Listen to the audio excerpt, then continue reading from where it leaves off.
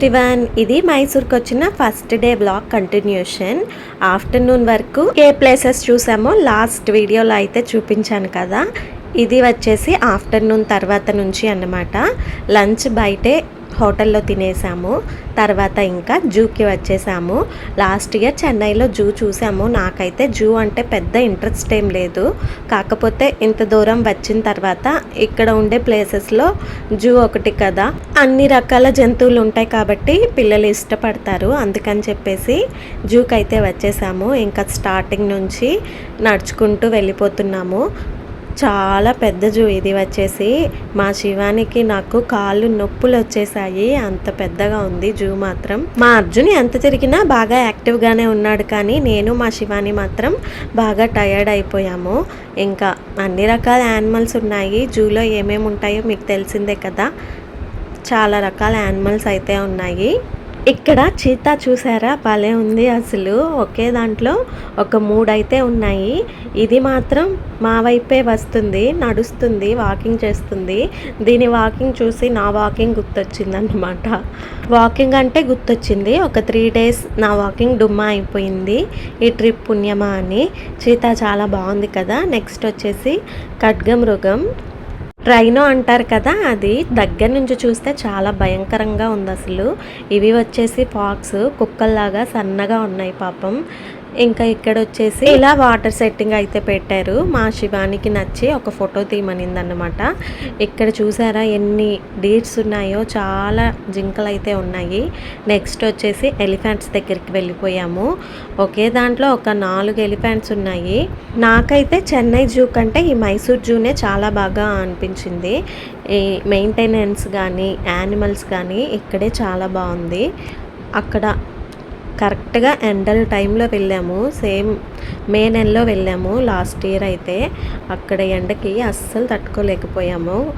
ఈ మైసూర్ మాత్రం చాలా కూల్గా, ఎంతసేపు అయినా సరే ఈజీగా వాక్ చేసేయచ్చు. నాకైతే కొంచెం కాళ్ళు అయితే నొప్పులు వచ్చాయి అంతే తప్ప ఎండ అయితే అస్సలు లేదు. ఇక్కడ స్నేక్స్ చూసారా, అమ్మో, ఈ స్నేక్ అయితే కరెక్ట్గా మేము వెళ్ళే టైంకే కదులుతూ ఉందన్నమాట. రకరకాల స్నేక్స్ అయితే ఉన్నాయి. వీటిని చూస్తే ఏదోలా అనిపించింది. మా అర్జున్ అయితే జూకి వెళ్ళినప్పటి నుంచి స్టార్టింగ్ నుంచి అడుగుతున్నాడు, పాములు చూడాలి పాములు చూడాలి అని. ఇంకా వాడైతే బాగా చూశాడు. ఇక్కడ చూసారా ఎంత పెద్ద స్నేక్ ఉందో. ఇది వచ్చేసి వైట్ స్నేక్ అంట. ఎంత లడ్డుగా ఉందో చూసారా, మింగేస్తుందేమో బయటకు వదిలితే. ఇంకా చాలా రకరకాల పక్షులు అయితే ఉన్నాయి. నాకైతే ఈ జూకి మెయిన్ అట్రాక్షన్ వచ్చేసి ఈ జిరాఫీలు అనిపించింది. చాలా పెద్దవిగా ఉన్నాయి. 1 కాదు 2 కాదు, చాలానే ఉన్నాయి. అన్నీ పెద్ద పెద్దవి. ఒక్కటే బుజ్జి జిరాఫీ ఉంది. ఈ జూ అంతా చూసేసరికి ఈవినింగ్ అయిపోయింది. ఇంకా మైసూర్ ప్యాలెస్ చూద్దాం అనుకున్నాము నెక్స్ట్. కాకపోతే ఇంకా వద్దని చెప్పేసి వెళ్ళిపోదాం అనుకున్నాము కాళ్ళు నొప్పులకి. కానీ చూసేస్తే పని అయిపోతుంది కదా అని చెప్పేసి మళ్ళీ మైసూర్ ప్యాలెస్కి కూడా వెళ్ళిపోయాము ఒకేసారి. ఇదంతా ఒక్క రోజులో ఇన్ని ప్లేసెస్ చూసాం మేము. ఒక ప్లేస్ తర్వాత ఇంకో ప్లేస్, అలాగా వెంటనే అన్నీ చూసేసాము. మధ్యాహ్నం లంచ్ టైం వచ్చినప్పుడు లంచ్ చేయటం, నెక్స్ట్ ఏదైనా ప్లేస్కి వెళ్ళిపోవటం. ఎంట్రన్స్లో మైసూర్ ప్యాలెస్ ఈ విధంగా ఉంటుందన్నమాట. ఇంకా టికెట్ తీసుకొని లోపలికి వెళ్ళిపోయాము. ఇలాంటివి ఎప్పుడు డైరెక్ట్గా చూసిందే లేదు. ఇలా డైరెక్ట్గా చూస్తుంటే ఎక్స్పీరియన్స్ మాత్రం చాలా బాగుంది. కోట చూసారా ఎంత బాగుందో. ఈ ప్యాలెస్ అంతా చాలా బాగుంది. మెయింటెనెన్స్ మొత్తం చాలా అంటే చాలా నీట్గా ఉంది. మొత్తం చెట్లు అలా ఉన్నాయన్నమాట. ఈ ప్యాలెస్ లోపల అంతా కూడా అప్పటి కాలంలో రాజులు యూజ్ చేసిన థింగ్స్ అన్నీ ఉన్నాయి. ఇవన్నీ బుక్స్లో చూడడమే తప్ప డైరెక్ట్గా ఎప్పుడూ చూసిందే లేదు. ఇలా డైరెక్ట్గా చూస్తున్నాను అన్నమాట ఇన్ని రోజులకి. ఈ ప్యాలెస్ని 1912లో బ్రిటిష్ వాళ్ళు కట్టారు. అందువల్ల ఇప్పటికీ కూడా చెక్కు చెదరకుండా ఎంతో బాగుంది. అదే ఇప్పుడు బిల్డింగ్ కట్టినట్లయితే ఎప్పుడో కూలిపోయేది. బ్రిటిష్ వారు అంత గట్టిగా కట్టారన్నమాట. ఏమైనా సరే అప్పటి కాలంలో వాళ్ళు కట్టిన టెంపుల్స్ కానీ ఇలా ప్యాలెస్లు కానీ చాలా బాగుంటాయి. అప్పుడు వాళ్ళు నివసించిన ఈ భవనంలో ఇప్పుడు ఆభరణాలని ఇంకా చిత్రపటాలని ఇలా ప్రదర్శనకైతే ఉంచారు. అప్పటి కాలంలో వాళ్ళు ఉపయోగించిన వస్తువులన్నీ మనం ఇప్పుడు ఈ ప్యాలెస్లో చూడొచ్చు.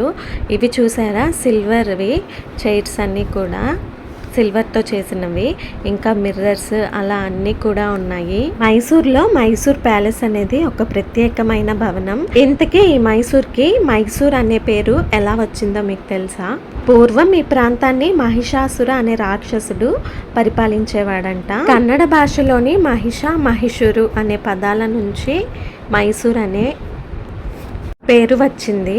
పూర్వం ఈ మహిషాసురుడు రాక్షసుడి నుండి ప్రజలను కాపాడేందుకు చాముండిదేవి అతన్ని అంతం చేసిందంట. దానివల్ల ఈ ప్రదేశం మైసూర్గా మారిందంట. అదన్నమాట ఈ మైసూర్ ప్యాలెస్ కథ. ఫైనల్గా మైసూర్ ప్యాలెస్ కూడా చూసేసాము. ఎంతైనా కానీ చిన్నపిల్లల్ని పెట్టుకొని వీడియో తీయాలంటే చాలా కష్టం. వీళ్ళు ఎక్కడ తప్పిపోతారేమో అని వీళ్ళని చూసుకుంటూ వీడియో అయితే తీస్తున్నాను. మొత్తం ప్యాలెస్ అంతా తిరిగి బాగా అలసిపోయాము. ఇంకా వచ్చే దారిలోనే పక్కనే ఐస్ క్రీమ్ షాప్ ఒకటి ఉంటే అందులో ఐస్ క్రీమ్ అయితే తీసుకున్నాము. అదే అయితే వీడియో షూట్ చేయలేదు. సెకండ్ డే ఏం ప్లేస్కి వెళ్ళామో, ఏం విజిట్ చేసామో ఇంకో వీడియో పోస్ట్ చేస్తాను. వీడియో నచ్చితే like and subscribe. Thanks for watching. Bye bye.